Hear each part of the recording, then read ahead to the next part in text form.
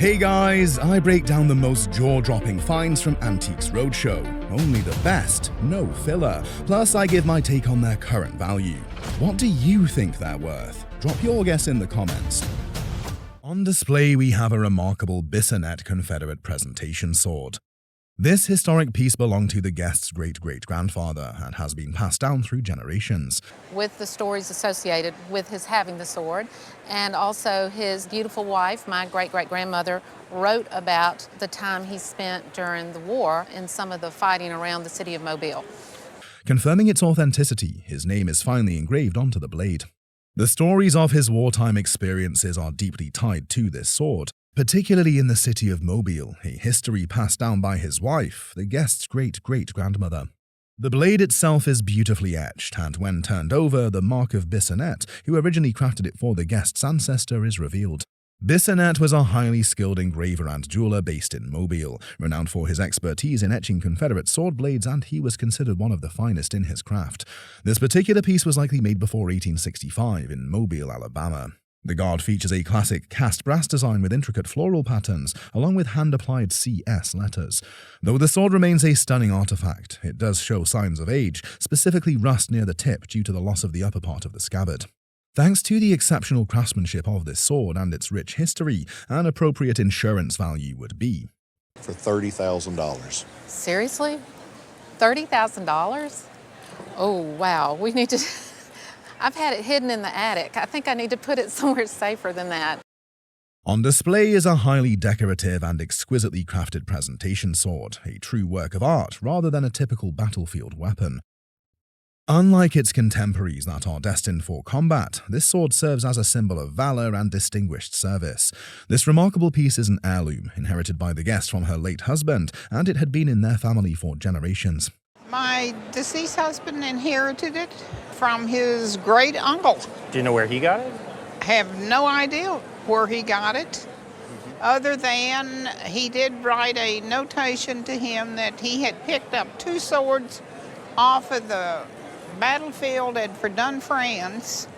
The appraiser believes that this sword was crafted in London due to an inscription on the blade. The loyal Crayford volunteers to their much-esteemed commandant, John Henry Taylor, Esquire, in testimony of their high sense of his attention to the discipline and respectability of the Corps. The guest agrees with the appraiser that it was most likely made in Birmingham, England, by the renowned firm of Woolley, Deakin, Dutton and Johnson. Well, the sword is probably made in Birmingham, England, by the company of Woolley, Dutton, Deakin and Johnson, which were well-known makers during the period, and it's from the early 19th century. It was likely made by the Deakin, Dutton and Johnson firm. This company produced blades etched with intricate patriotic motifs, royal ciphers, and elaborate decorative patterns. This particular sword boasts a lavishly engraved gilt and blued blade, featuring the cipher of King George III. King George III was King of Great Britain and Ireland from 1760 until his death in 1820. Furthermore, the sword's scabbard is equally impressive, adorned with gilt brass mounts and an engraved coat of arms, reflecting the prestige of its original owner. At auction, this exceptional piece, given its rich history, would easily command a price of... This would bring somewhere around $20,000 to $30,000. Gee. Is that a good place to start? That's a good place to start, absolutely. This silver-mounted Revolutionary War sword on display originally belonged to Colonel Oliver Spencer, who received it as his dress sword. Colonel Oliver Spencer was an American military officer and judge who served during the American Revolutionary War under General George Washington. Served in the Revolutionary War. Yes. A fairly prominent figure. He served in I believe, the battles of Monmouth and Brandywine. He had an illustrious career. An ordinary dress sword, attributed to George Washington, carries a profound historical significance rooted in war. George Washington was a founding father and first president of the United States, serving from 1789 to 1797. Since the early 1800s, the guest's family has preserved this treasured heirloom. The sword holds historical importance as it dates back to the American Revolutionary War, which took place from 1775 to 1783. While this particular piece bears no maker's mark to confirm its origin, its distinctive features suggest American craftsmanship. The sword's design includes a lion's head pommel with a beautifully flowing mane, a characteristic often found in high-quality swords of this period. According to the appraiser, its style closely resembles the work of John Bailey, a renowned swordsmith from Fishkill, New York. John Bailey was widely recognized for producing exceptional swords during the Revolutionary War era, and notably, he even crafted swords for George Washington himself. Other notable features of this piece is its steel blade, silver fittings, and a leather scabbard adorned with silver mounts. As an American Revolutionary sword with good provenance, in an auction, it would have a value of. If I had this auction, I would easily put it at around $10,000 to $15,000. Very nice. That's wonderful. This sword, a fierce blend of craftsmanship and legacy, echoes the battles of the past with every swing. The design is nothing short of extraordinary, with intricate details that speak to its remarkable history. Notably, the blade is German-made, showcasing the high-quality steel of its time. They were being imported in big numbers. They'd ship barrels of these over, and sometimes they would be hilted here, sometimes they'd be hilted in England and shipped over. This sword features a stunning Boston hilt, and the sword itself once belonged to Captain Josiah Pratt, a respected local leader. Captain Pratt was a prominent military figure during the American Revolutionary War, and a respected citizen in his community. He, along with his descendants, served as town selectmen, further cementing his legacy. This sword is a finely crafted design that reflects the skill of early American swordsmiths. Owning such a piece would have signified both status and authority in his time. Although the sword is missing its original wire wrap, the pommel and ferrules remain intact, and they both retain the craftsmanship that is unmistakably Bostonian.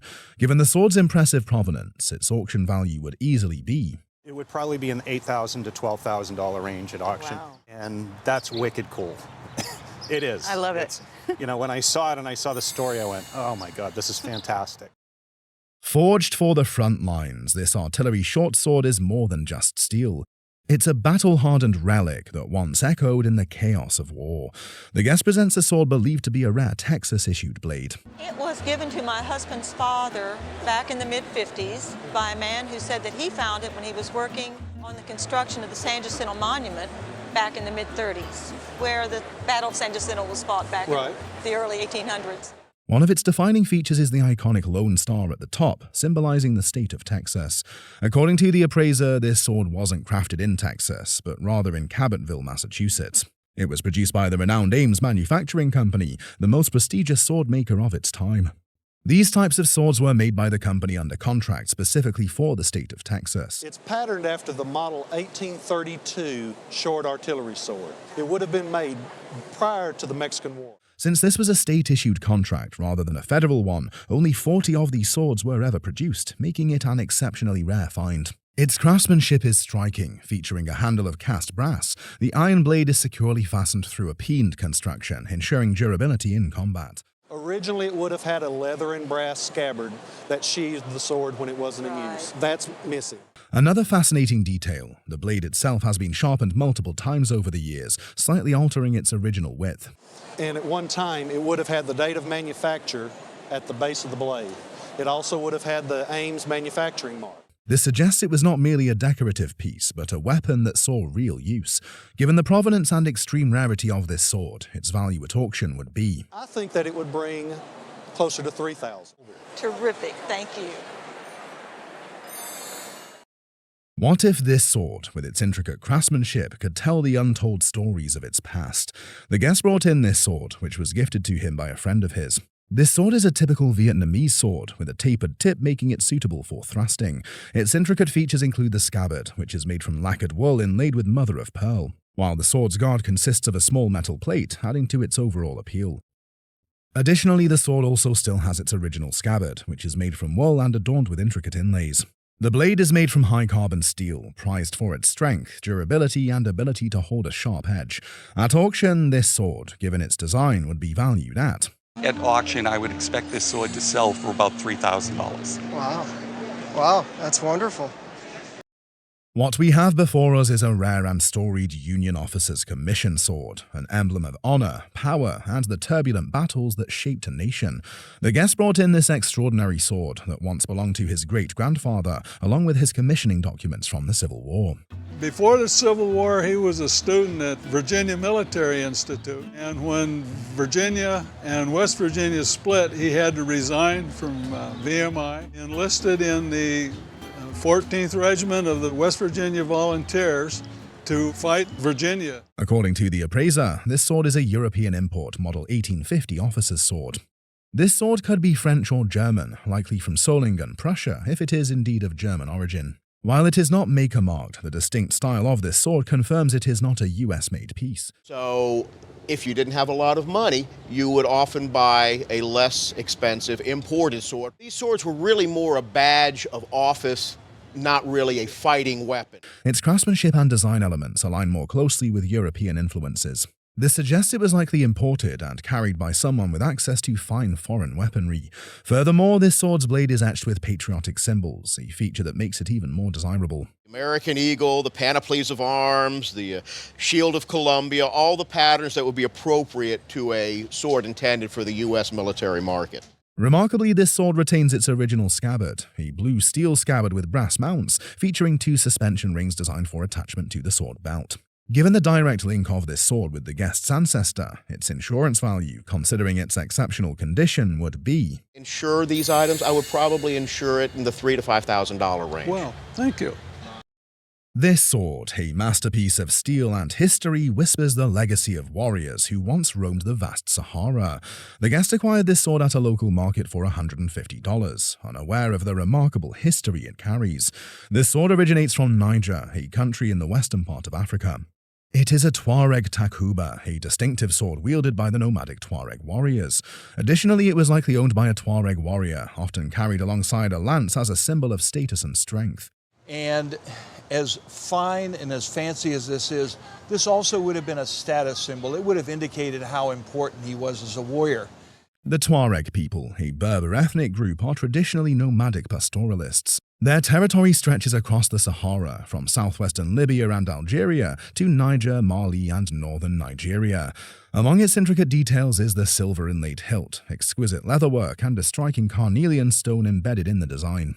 The carnelian stone, known for its deep red hue, was often believed to offer protection in battle. Warriors carried it as a talisman, trusting in its supposed ability to bring courage and strength. Its presence on this piece adds both historical significance and a touch of mystique. At auction, given the remarkable craftsmanship and well-preserved details of this sword, it would command a significant price of... And at a good auction, I would expect this to be $800 to $1,200. Not bad. Not bad at all. Congratulations. Well, thank you very much. A blade forged in fire and history, this sword carries the echoes of warriors long past. The guest brought in this sword that has been in her family for generations. The appraiser, who was fascinated by this sword, ascertained that this sword was actually from the Mexican War era, probably carried by either a higher NCO or an officer. Among this sword's intricate features is its gilt brass hilt, with foliate designs throughout the panoply of arms. And we move up here with this wonderful eagle and dolphin heads. The grip is silver washed, it's not solid silver. Nicely engraved, and we end up with the helmet here and the chains. Okay. When the chain on it is flipped over, it's engraved on it that it was made by N.P. Ames in Chicopee, Massachusetts. Ames Manufacturing Company was a manufacturer of swords, tools, and cutlery, as well as an iron and bronze foundry. Although this sword's blade has incurred some wear, we can still see the Ames manufacturer's markings alongside intricate engravings. Despite its age, the blade retains much of its original elegance and historical significance. At auction, this sword would command a significant price of around $1,500 to $2,000, maybe a little bit higher.